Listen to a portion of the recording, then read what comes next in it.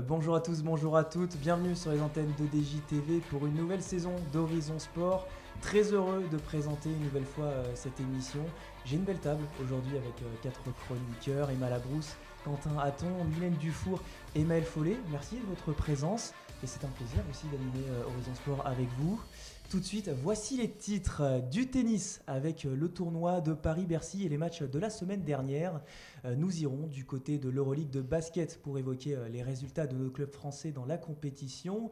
Nous aborderons du volley masculin et féminin avec les rencontres passées de ce week-end. Point ensuite sur les sports mécaniques avec une fin décisive entre plusieurs pilotes en MotoGP. Et nous terminerons par un petit débat sur les sports souhaités par les chroniqueurs pour les Jeux Olympiques 2024 à Paris. Mais avant d'aborder tous ces sujets, on vous propose un reportage sur la pratique du torbal réalisé cet été. C'est une pratique adaptée pour les personnes déficientes visuelles.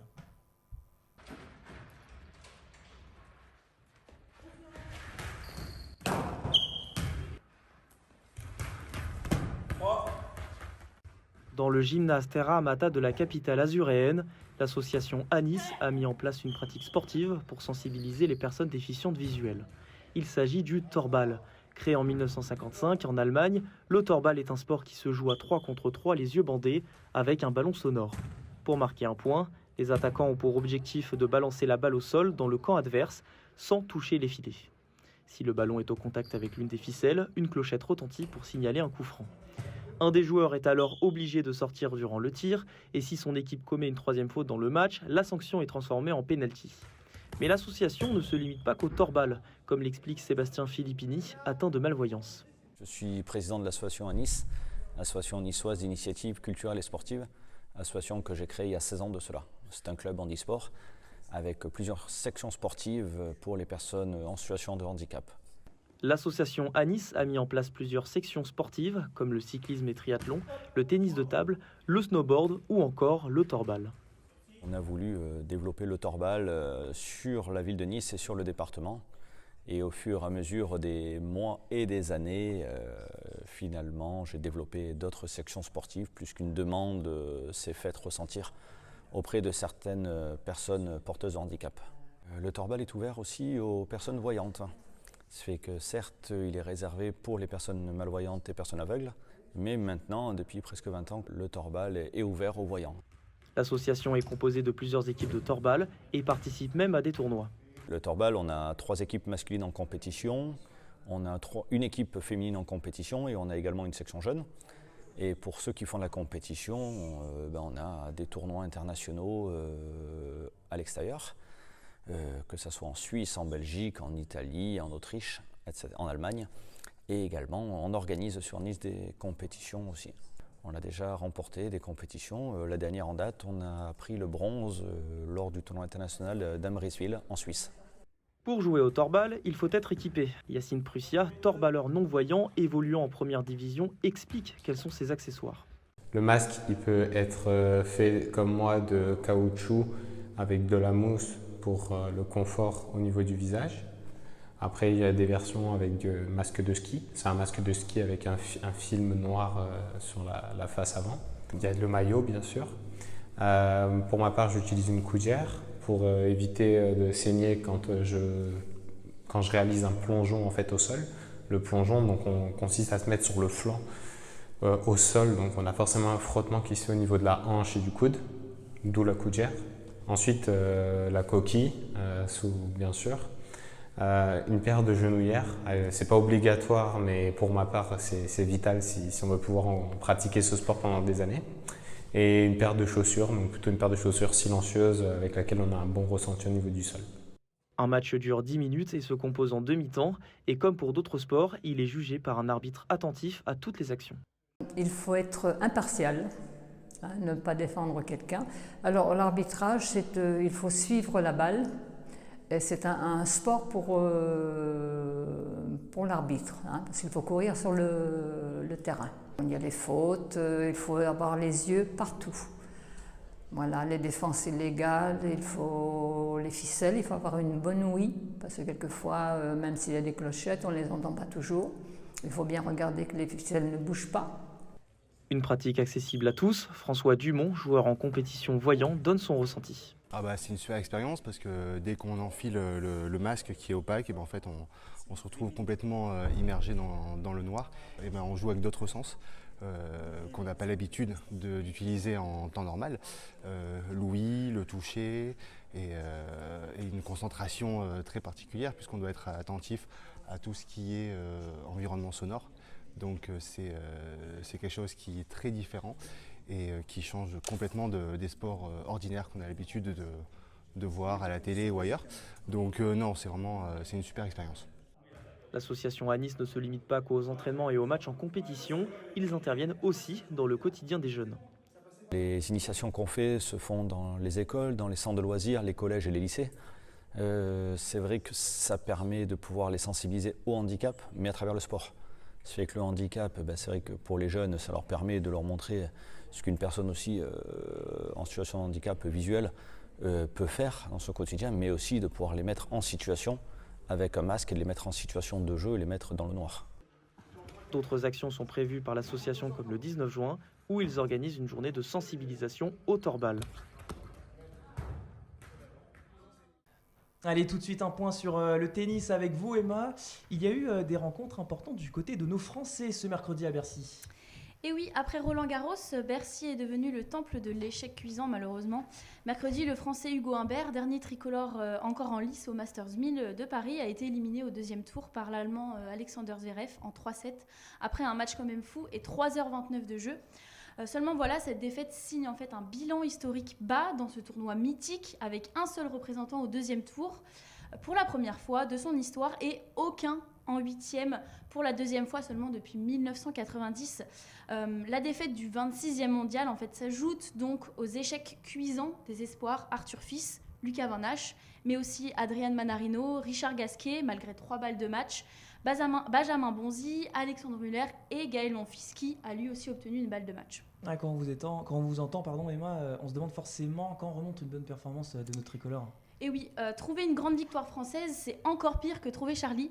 Concrètement, la dernière grande win sur le circuit messieurs, c'est Tsonga avec son titre au Masters 1000 de Montréal en 2014. Et le titre dans un grand chelem date de 1987 avec la grande victoire de Roland Garros de Yannick Noah. Pour ne pas être mauvaise langue, on peut quand même citer le titre de Humbert à l'ATP 500 de Halle en 2021 et aussi les 2 titres successifs de Monfils en 2019 et 2020 au 500 de Rotterdam. Le tennis féminin est aussi en difficulté, même si les victoires sont plus récentes, à l'image de Marion Bartoli à Wimbledon en 2014, en 2013 et de Caroline Garcia au Masters WTA de l'année dernière. Mais alors comment on peut expliquer un petit peu ces mauvais résultats de nos Français ? Bien, je pense qu'on a plusieurs problèmes à ce niveau-là.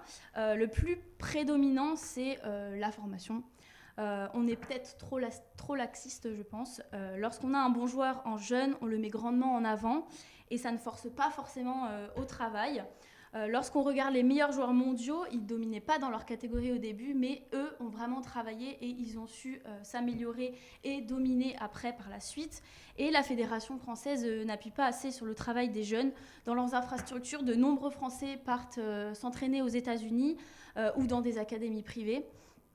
On a eu cette impression que rien n'est fait en fait pour solutionner le problème de formation et on met un peu la poussière sous le tapis en espérant qu'une nouvelle génération arrive, mais elle n'arrivera probablement jamais. On verra bien. Merci Emma. On va passer sur la partie basketball. Ce jeudi, l'Euroleague s'est déroulée. C'est la grande compétition de cette discipline en Europe. Et du côté de nos Français, l'Asvel s'est enfin réveillé, Quentin. Et oui, Olivier, on peut lui lâcher les baskets. L'équipe de Lyon-Villeurbanne a enfin rompu sa très mauvaise série de 18 défaites consécutives en Euroleague. Imaginez, ils n'avaient pas gagné depuis le 26 janvier dernier sur la scène européenne. Mais jeudi soir, tout a changé.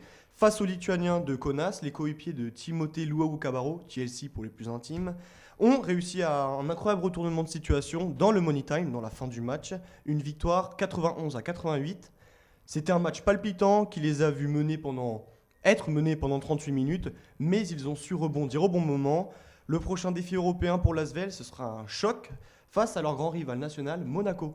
Une Rocket Team d'ailleurs en très grande forme, Quentin. Et avec de très grandes ambitions, un mercato des plus enflammés et notamment la venue d'une ancienne star, Kemba Walker. Les Monégasques ont remporté leur 4e match sur 6 disputés depuis le début de saison. Ils confortent ainsi leur 6e place au classement, qui est la dernière qualificative pour les quarts de finale de la compétition. N'oublions pas que l'an dernier, Monaco s'était hissé jusqu'en demi-finale. Bon, malheureusement, ils avaient été vaincus par les Grecs de l'Olympiakos et la compétition avait été finalement remportée par le Real Madrid. Mais d'ailleurs, comme dans le football ces dernières années, le Real Madrid, c'est vraiment l'équipe au-dessus du lot. Elle est invaincue pour l'instant, Quentin. Ouais, les champions en titre semblent plus forts que jamais, avec 5 victoires en autant de rencontres. Leur jeu, il est parfaitement orchestré et ils sont pour l'instant invaincus. En revanche, l'Olympiakos, dont je parlais auparavant, vice-champion en titre, connaît une véritable déception, puisqu'il se classe seulement 8e avec 3 victoires en 6 matchs. Ouais, merci Quentin, et on verra bien aussi ce que ça donne cette année en Euroleague. On va désormais passer sur la partie volleyball. Alors il y a eu des matchs ce week-end en ce début de saison assez inédit en Marmara Spike League. C'est le nouveau nom de la Liga masculine de volley, Mylène. Oui, alors complètement. D'abord on a Tours qui l'année dernière a réalisé le doublé championnat plus Coupe de France et qui là se retrouve avec une seule victoire en 3 journées de Marmara Spike League. Et encore, ce n'était pas une victoire complète, car les Tourangeaux n'ont pas su éviter le 5e set face aux promus de Ligue B Saint-Jean-d'Ilac. Pour Narbonne aussi, c'est compliqué. Les Centurions sont bons derniers de MSL avec un seul petit point, gagné dans la douleur, là aussi contre Saint-Jean-d'Ilac. Et en plus du championnat, les Narbonnais ils étaient engagés dans la Coupe européenne CEV. C'est déjà fini, figurez-vous, parce qu'ils ont été éliminés en plus par une équipe française. Ils ont été éliminés par Nantes, donc pas de CEV Cup cette année pour eux, déjà fini. Des débuts compliqués pour Tours et Narbonne, mais au contraire, pas pour Chaumont et Tourcoing. Les 2 équipes restent invaincues cette saison. C'est ça, 3 matchs, 3 victoires pour les 2 équipes qui mènent la Marmara Spike League avec 9 points toutes les deux et n'ont concédé toutes les deux qu'un seul set. Alors c'était contre Poitiers pour Chaumont et contre 7 pour Tourcoing. Et Nantes complète le podium provisoire avec 8 points. Et du côté des femmes, ça donne quoi ? Alors, du côté des femmes, Paris-Saint-Cloud sont pour le moment premières avec une seule défaite contre Le Canet où elles ont pu sauver un petit point. Le Canet, d'ailleurs, parlons-en, comme Tours chez les hommes, elles sont championnes de France en titre. Et pourtant, elles sont à la peine avec une 8e place au classement. Pourtant, les vice-championnes de France, elles cartonnent. Mulhouse sont 2e, malgré un match en moins. Elles ont quand même réussi à sauver leur 2e place pour le moment. Un match en moins, pourquoi ? Parce que Paris-Saint-Cloud et le Valois ont fusionné cette saison et donc il n'y a que 13 équipes engagées. Donc chaque week-end, une équipe qui se repose. On verra bien parce que souvent la Liga féminine se joue vers la fin de saison avec les playoffs. On verra bien ce que ça donne cette année. Merci beaucoup Mylène. On va parler un petit peu sur les sports mécaniques avec notre spécialiste Maël Follet et plus précisément de la MotoGP. Alors c'est bientôt la fin du championnat. Il reste 3 courses à disputer en Malaisie, au Qatar et en Espagne. Maël, la bataille est plus que serrée entre deux grands pilotes, Francesco Bagnaia et Jorge Martin. 13 points séparent les 2 hommes depuis le début de la saison. Bagnaia et Jorge Martin ne se sont pas lâchés d'une semelle. Le pilote Pramac a pris la confiance et commence à emmagasiner de l'expérience. Cette année, le numéro 89 détient le plus grand nombre de victoires en course sprint. Il en compte 7 contre 4 pour son rival italien Bagnaia. La prochaine épreuve du championnat est en Malaisie. Elle est le 12 novembre. Donc pour les plus courageux d'entre vous, il faudra mettre le réveil à 7h du matin pour suivre le Grand Prix. Et quels sont un peu les risques en cas d'erreur ou d'abandon ? Vous faites bien de poser la question, Olivier. C'est le rush final et l'erreur est impardonnable. Si l'un des deux tombe en course, le titre peut être décisif. Il y a 4 semaines, Jorge Martin est tombé pendant la course en Indonésie. Cette erreur pourrait lui coûter le titre si Pecco Bagnaia devient champion du monde à la fin de la saison. Maël, si Jorge Martin décroche le titre de champion du monde, est-ce qu'il pourrait marquer l'histoire de la discipline ? Alors, pour le moment, rien n'est encore fait. Il reste 3 courses à disputer et tout peut changer. Les 2 pilotes sont bien partis pour se battre jusqu'au bout. Alors, Bagnaia est toujours en tête du championnat. Mais si Jorge Martin devient champion du monde à la fin de la saison, il pourrait devenir le premier pilote à devenir champion du monde avec une équipe non officielle. Donc, pour rappel, il existe 5 écuries d'usine en MotoGP. Ducati, Yamaha, KTM, Aprilia et enfin Honda. Donc le reste des équipes sont des équipes satellites. Elles permettent d'aider les motos officielles dans le développement de leurs machines. Chez Ducati, on en compte 3, Pramac, Gresini et la VR46. Dans l'ère moderne du MotoGP, on n'a jamais vu autant de compétitivité dans une équipe non officielle. Donc si l'Espagnol continue sur cette lancée en 2024, son avenir lui promet de nombreux titres dans la catégorie N, mais un élément peut lui barrer la route, c'est Marc Marquez. Le pilote espagnol va rejoindre son frère Alex Marquez dans le team Gresini la saison prochaine. Donc le champion du monde est bien parti pour reprendre sa place de leader et pourquoi pas prendre un titre de champion du monde l'année prochaine dès 2024. Merci Maël. Il ne faudra pas oublier de mettre le réveil pour ne pas manquer cette course importante pour la fin de la saison. On passe sur la partie débat désormais avec donc les Jeux Olympiques 2024 à Paris. Pour rappel, le surf, l'escalade, le skateboard et le breakdance sont de nouvelles disciplines ajoutées à cette édition dans la capitale française. Nous allons aborder plus précisément les sports absents que vous souhaiterez voir, chers chroniqueurs, pour les prochaines éditions. On va commencer avec vous, Quentin. Selon vous, quelle pratique sportive devrait avoir sa place à Paris 2024 ? Moi, je vais partir sur le MMA. Pourquoi ? Parce que je sais que déjà, on va me dire, il y a beaucoup trop de sports de combat. Il y a déjà le karaté qui a été retiré, qui était au JO, la dernière édition des JO, et qui ont été retirés. Mais en fin de compte, aujourd'hui, c'est le sport de combat le plus suivi. Il est en plein essor. Et puis, je pense que, par exemple, la boxe, qui est ce noble art, qui est un pur sport des Jeux Olympiques, en fait, aujourd'hui, plus personne ne le suit. Je pense par exemple au dernier combat, le gros main event qu'il y a eu entre Tyson Fury et Francis Ngannou. Il n'y a pas eu tant de personnes au niveau des pay-per-view. Les chiffres n'étaient pas très très bons, alors qu'en MMA, tout explose. En plus, les superstars, toutes les catégories les raffolent. En boxe, ils ont fait venir le plus grand champion de MMA, Francis Ngannou. Donc moi, je partirai là-dessus. C'est vrai, Quentin, c'est un peu le renouveau des sports de combat, la MMA. Je pense que Maël a un petit avis sur ce sport pour les JO. Pour ma part, le MMA, ça n'a pas sa place pour les JO, je suis désolé. C'est un sport assez violent, il y a beaucoup d'images violentes comme du sang.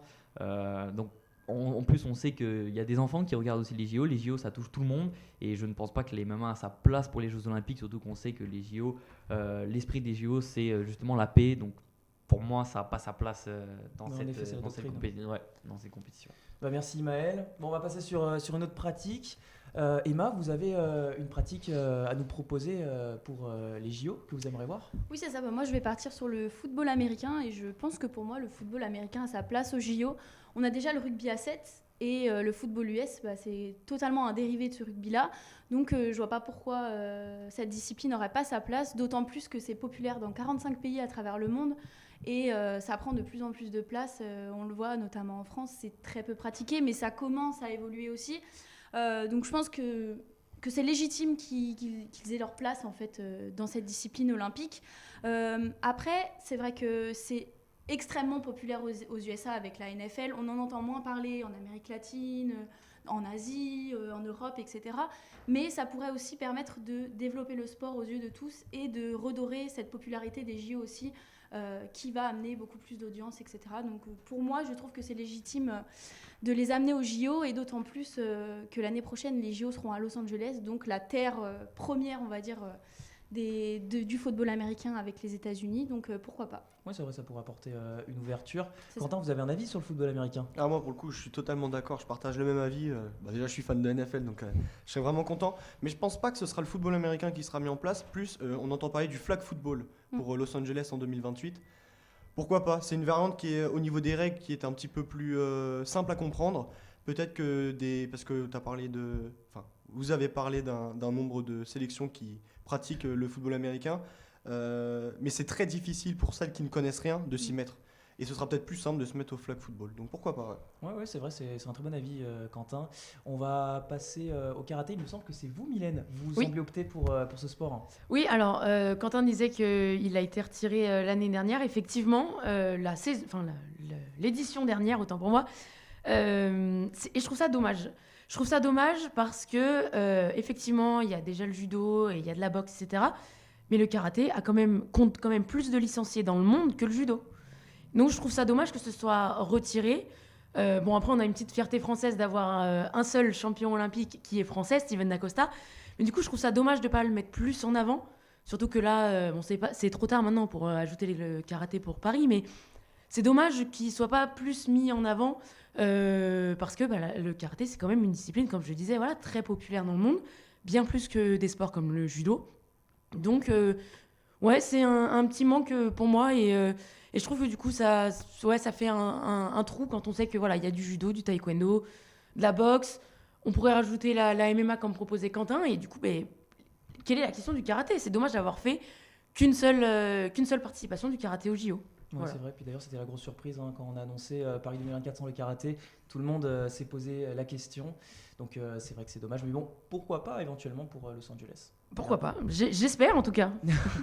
Merci Mylène. Maël, vous avez un avis sur un sport mécanique, il me semble encore. Vous le savez, Olivier, amoureux et fan de sport mécanique, pourquoi pas essayer le karting pour les Jeux Olympiques? Alors je ne sais pas si vous êtes déjà au courant, mais lors des Jeux Olympiques de la jeunesse entre 2018 et 2020, il y a déjà eu une épreuve de karting. Et dans cette épreuve de karting, chaque écurie, il y avait un homme et une femme. Donc je me dis, pourquoi pas pour les JO de 2028, ça pourra apporter peut-être plus de visibilité au sport mécanique, même si on sait que déjà la Formule 1 est déjà un sport un peu démocratisé, il s'est médiatisé durant ces nombreuses années, et ça pourrait être un tremplin justement pour des jeunes pilotes qui n'arrivent pas justement à rentrer dans le sport automobile. Donc je me dis pourquoi pas, ça peut être en même temps une très bonne idée pour nos espoirs français et pour d'autres pilotes qui n'ont pas les moyens, et je pense que ça peut être une belle vitrine d'être champion olympique dans la catégorie karting. Ouais, c'est vrai, ça pourrait peut-être débuter des carrières pour de jeunes pilotes. Mylène, vous avez un avis sur le karting? Je suis d'accord un peu, ça peut être pas mal, ça peut déjà faire une discipline un peu inédite, parce que des sports mécaniques, on n'en a pas au JO, alors que ça prend de plus en plus d'ampleur. Et oui, je pense que ça peut être aussi le moyen de mettre en lumière des jeunes talents, aussi même pour les écuries de F1, pouvoir essayer de voir ce qui se fait chez les plus jeunes avec cette dimension vraiment mondiale, ce rayonnement vraiment mondial des Jeux Olympiques. Donc oui, franchement, pourquoi pas, ça ramènerait un peu d'inédit, un peu de fraîcheur, un peu de jeunesse. En plus, s'il y a des écuries paritaires, franchement, pourquoi pas. Eh ben, on verra bien. Eh ben, en tout cas, merci beaucoup pour ce débat, chers chroniqueurs. L'émission touche à sa fin. Merci, chers téléspectateurs, de nous avoir suivis. Merci encore à vous de votre participation. Nous, on se retrouve le mois prochain. Continuez à suivre l'actualité sportive et à très vite sur Horizon Sport.